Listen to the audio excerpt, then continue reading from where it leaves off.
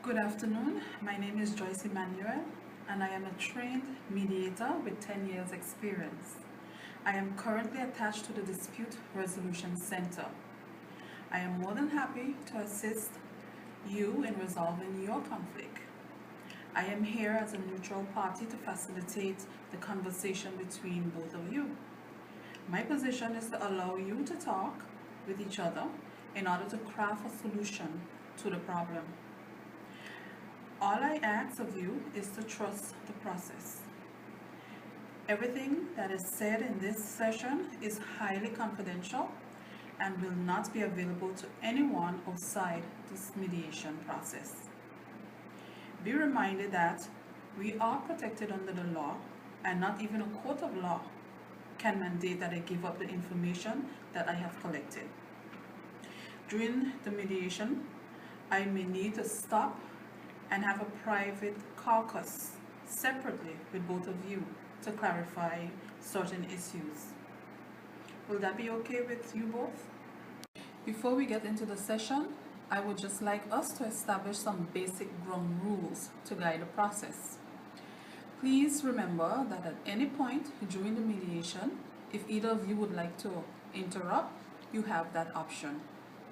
It is also my responsibility to inform you that if we cannot resolve this issue through mediation, you will have to go back to litigation. There are 3 guidelines that we would like you to follow. 1, do not interrupt each other's presentation. Do not minimize the contribution of the other party. And do not use sarcasm, intimidation, or foul language. So you have both agreed that you will respect each other's opinion. Listen and then respond. Remain focused on the session being conducted in the best interests of your daughter. So Susan, tell Jerry what your challenge is.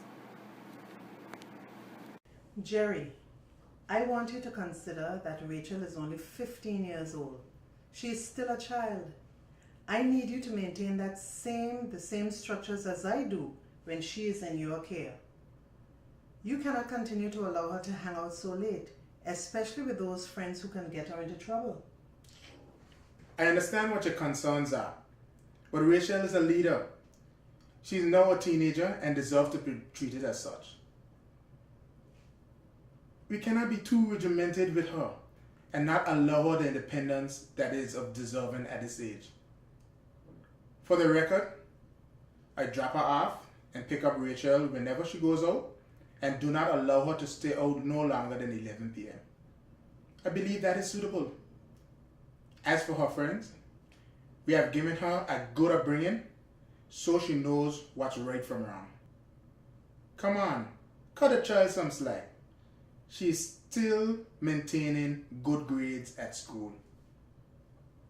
I agree that her grades are not being affected, which is credited to my structure that I have maintained. Your dislike for me just would not allow you to see my point. You are too stubborn and set in your ways, Jerry. Just a reminder that we agreed in the beginning to be respectful of each other's perspective, okay? So, what exactly is the issue? You heard her. She wants me to be her when I'm my own person, with my own ideology about parenting. I am not doing anything to expose Rachel to any kind of danger. She's my daughter and I love her. My work in youth development allows me to know that even a child is deserving of her independence and should be given the autonomy to make decisions. Rachel is her own person and she's at a critical stage in her development. I refuse to control her. Well, I'm not saying that you do not love her, you know. I know you do. I simply want you to be more responsible while she's in your care. She is my only child, and it is a scary world out there. When she's out of my sight, I go crazy. And whenever she gets back from a weekend with you, She is too tired to study or do her homework. It cannot be all work when she is with me and all play when she is with you. That's not fair.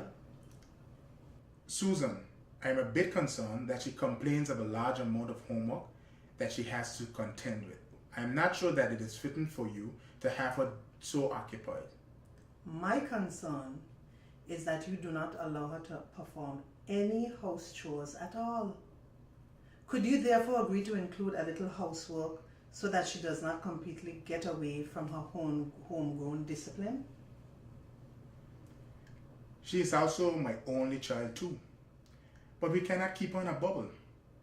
We are living in a real world where real things happen every day. But we have to continue to guide her in the right way, and I'm confident that she will make the right choices. Oh, you can have her bring her assignments over on weekends, and I will ensure that they are done before the weekend recreation. I'm really not trying to fight here. I just want us to get it right for Rachel. I want us to get it right too. Thank you for offering to help with her assignments. That is really a big relief. Sometimes I become so consumed with parenting and everything else, I feel like I'm going crazy. I do not want you to be like me, Jerry, but just please take care of our baby when she's with you. I do not want her to see me as the boring parent and you as her refuge. So, can we agree on a way forward? Yes, we can. Okay, as part of the mediation, I have to develop a contract which is binding between both of you and which both of you are required to sign.